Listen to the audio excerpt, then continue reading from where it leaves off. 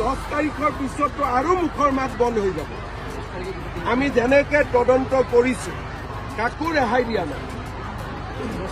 10 তাৰিখৰ আগতে মইতো 8 বুলি ভাবি আছো, 8 নহলেও 10। কালি ছচিয়েল মিডিয়াত আপোনাক ছাপোৰ্ট কৰিছে। আজিতো এইবিলাক চব গ'ল, মানুহে বুজি পালে যে জুবিনৰ সমাধিত গ'লে মদ খাবই, এইটো যে তেওঁ জীৱনৰ লগত নিমিলে মানুহে গম পাই গ'ল। জুবিনক ন্যায় যে অকল বিজেপিয়ে দিব পাৰে তাকো গম পাই গ'ল। কালিতো অখিল গগৈ ক'ত আছে? কালিতো গোটেই অসমতে অখিল গগৈ কোনেও দেখা নাই।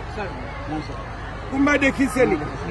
তেওঁ মুম্বাইত গৈ শাৰদ পাৱাৰক লগ কৰি আছে অখিল গগৈ।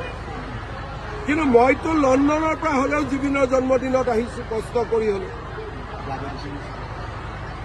বিজেপিৰ মেম্বাৰসকলে ব্লাড দিছে।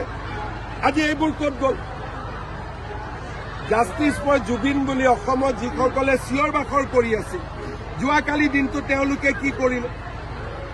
একাংশ জেনুইন মানুহখিনি কালি ব্লাড দিছে, কোনোবাই নাহৰ ফুল ৰুইছে, কোনোবাই বেলেগ বেলেগ কাম কৰিছে। কিন্তু যিবিলাকে অসমখন নেপাল বনাবৰ কাৰণে জুবিন অনুৰাগী হৈছিল সেইবোৰতো নোহোৱা হৈ গ'ল।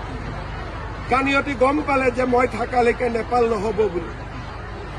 এইবিলাকতো ষড়যন্ত্ৰ আছিলে।